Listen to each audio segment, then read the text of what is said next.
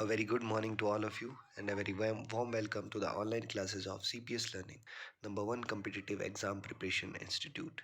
If you are an aspirant who is preparing for government exams like UPSC, HAS, Allied Services, Banking, SSC, and many other entrance exams like CAT and MAT, then join CPS Learning today and feel the real difference of preparation. Now let's move towards the most important current affairs of 12th of March 2022, and here are some important topics we are going to discuss in our today's session. These are government schemes, nuclear research partnership, world affairs, World Health Organization, and state in news. Here it is question number first on your screen now. National land monetisation corporation जिसे NLMC के नाम से भी जानते हैं, functions under the administrative jurisdiction of which ministry? ये किस ministry के अंडर अपना काम करती है, ये किस मिनिस्ट्री के अंडर आती है, ये हमसे क्वेश्चन में पूछा है. And it comes under the ministry of finance. जी हाँ, फाइनेंस मिनिस्ट्री के अंडर ही NLMC अपने फंक्शंस को पूरा करती है. आइए जानते हैं एग्ज़ाम रिस्पेक्ट से इसमें क्या पूछा जा सकता है आपसे. The Union Cabinet approved the setting up of NLMC to monetize surplus land and building assets of central public sector enterprises and other government agencies. जी हाँ, बेसिकली इसको जो है यूनियन कैबिनेट के द्वारा अप्रूवल मिला है कि ये जो सरप्लस लैंड है उसको यूज़ कर सकती है बेसिकली सेंट्रल, यानी कि जो गवर्नमेंट प्रॉपर्टी है, बेसिकली गवर्नमेंट के लिए जो बिल्डिंग्स हैं जैसे पुलिस स्टेशन है और न्यायालय है और भी बहुत सारी जो बिल्डिंग्स होती हैं, जो गवर्नमेंट बिल्डिंग्स जिसके हॉस्पिटल्स हैं, इनमें जो है सरप्लस लैंड को ये यूज़ कर इनके इस तरीके से उसको यूज़ में ला सकते हैं. NLMC will be fully owned by the centre, और ये जो है स्टेट में यानी राज्य सरकार का इसमें कोई हिस्सा नहीं होगा, ये फुली जो है सेंटर के द्वारा ओन है. Under the administrative jurisdiction of finance ministry it will have the initial authorised share capital of ₹5,000 crore and paid up share capital of ₹150 crore. बढ़ते हैं अगले क्वेश्चन की तरफ. European organisation for nuclear Research, जिसे सर्न के नाम से भी जाना जाता है, has recently suspended the observer status of which country?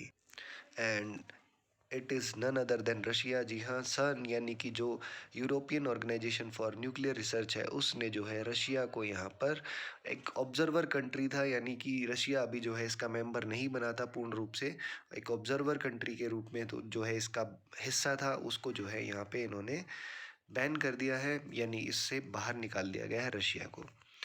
The European Organization for Nuclear Research, known as CERN, recently suspended the observer status of Russia. It is the international scientific laboratory which has the world largest atom smasher. जी हाँ, basically बहुत small particles जैसे atom पे यहाँ पे जो है research होती है, और जो न्यूक्लियर रिसर्च है उसको जो है यहाँ पे कंडक्ट किया जाता है, और ये इंटरनेशनल एक साइंस लेबोरेटरी है जहाँ पर न्यूक्लियर इन सब चीज़ों का रिसर्च किया जाता है, और यहाँ से रशिया को बैन कर दिया गया है. सर्न announce that it's 23rd member states condemned Russia's invasion of Ukraine. जो रशिया ने अटैक किया है यूक्रेन पर, उसको जो है यहाँ पर मद्देनज़र रखते हुए इसको यहाँ से हटा दिया गया, बाहर निकाल दिया गया. Ukraine is one of the 7 associate member states and Russia like the US, Japan and European union had observer states in सर्न. जी हाँ, यूक्रेन जो है इसका परमानेंट मेंबर है, और रशिया, US और जापान ये सभी जो यूरोपियन यूनियन में आते हैं, ये ऑब्जर्वर स्टेट्स में थे अभी तक सन की, जिनसे इसको रशिया को बाहर कर दिया गया है. Where is the WHO global centre for traditional medicine, जिसे WHO GCTM के नाम से भी जाना जाता है, इसको भारत में कहाँ बनाया जा रहा है या कहाँ बनाया जा चुका है? जी हाँ, इसे अप्रूवल मिल चुका है, और ये जो WHO global centre for traditional medicine है, ये बनने जा रहा है जामनगर, जो कि गुजरात में है. आइए जानते हैं इसके बारे में important facts. The union cabinet has approved the establishment of the WHO global centre for traditional medicine in Jamnagar, Gujarat, under the ministry of Ayush. जी हाँ, आयुष मिनिस्ट्री के अंडर में जो है ये अपना काम करेगा. A host country agreement was signed between the government of India and the World Health Organization WHO. Bharat सरकार और WHO के बीच में इसकी स्थापना को लेकर एग्रीमेंट साइन हो चुका है. This would be the first and only global outposted centre for traditional medicine across the world. ये पहला ऐसा जो है मतलब एक ऐसा सेंटर बनने वाला है ग्लोबल यानी पूरे वर्ल्ड में, जो कि ट्रेडिशनल मेडिसिन जो है डिस्ट्रीब्यूट करेगा। What is the theme of National Youth Parliament Festival NYPF 2022? And this year's theme is Be the Voice of New India and Find Solution and Contribute to Policy। जी हाँ, इस वर्ष जो national youth parliament festival हुआ उसकी theme थी be the voice of new India and find solutions and contribute to policy. The inaugural sessions of national round of third edition of National Youth Parliament Festival 2022 was recently held। जो है तीसरा अध्याय था, तीसरी बार जो है इस फेस्टिवल को कंडक्ट किया गया था। Sports and youth affair minister Anurag Thakur address the session. जो हमारे स्पोर्ट्स और यूथ मिनिस्टर हैं अनुराग ठाकुर जी, उन्होंने जो है इसको एड्रेस किया। और इस वर्ष की थीम हमने अभी डिस्कस की है, B the voice of New India and find solutions and contribute to the policy. And the event is organized to hear the voice of youth who will join various careers in upcoming years। यहाँ पर जो है youth की voice यानी कि उनके ideas को सुना जाता है जो आगे आने वाले समय में किसी न किसी वेरियस करियर्स में जाने वाले हैं। UDISE plus report which was released recently is associated with which field? Unified District Information System for Education is the full form of UDISE। तो इसकी फुल फॉर्म से ही आपको पता चल गया होगा कि ये रिपोर्ट जो है आधारित है एजुकेशन पर या बेस्ड है एजुकेशन पर। आइए जानते हैं इस रिपोर्ट के बारे में। Unified district information system for education plus report 2020 and 2021 on school education India was released recently. As per the report, the number of students enrolled school education from primary to higher secondary has improved to 25.38 crore in the 2020 and 2021 session। जी हाँ, 25 करोड़ जो है बताया जा रहा है यहाँ पर जो हायर सेकेंडरी में एडमिशन्स लेते हैं बच्चे, उसमें इतनी जो है इजाफा देखने को मिला है।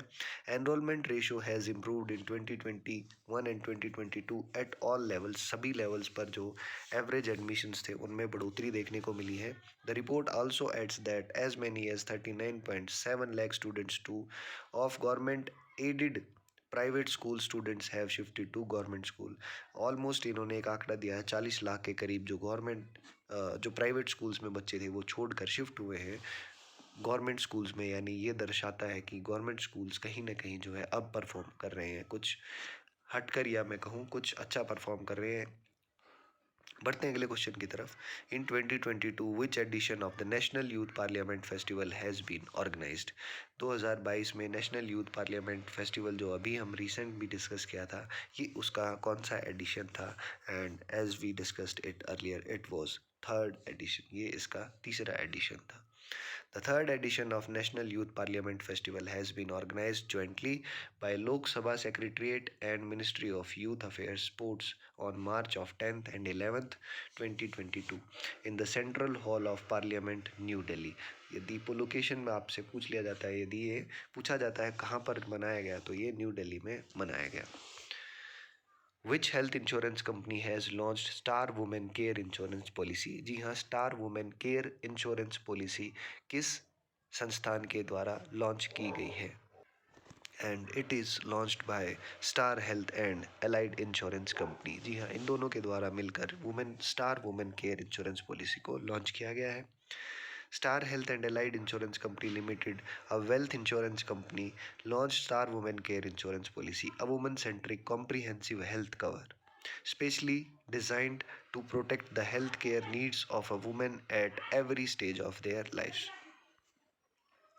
Which of the following day marks as the International Day of Women Judges? जी हाँ, किस दिन के को हम इंटरनेशनल यानी अंतर्राष्ट्रीय वुमेन जज के रूप में, वुमेन जजेस के रूप में मनाते हैं? And the correct option friends is option number C, March of 10th। जी हाँ, 10th ऑफ मार्च को जो है हम हर वर्ष इंटरनेशनल डे ऑफ वुमेन जजेस सेलिब्रेट करते हैं।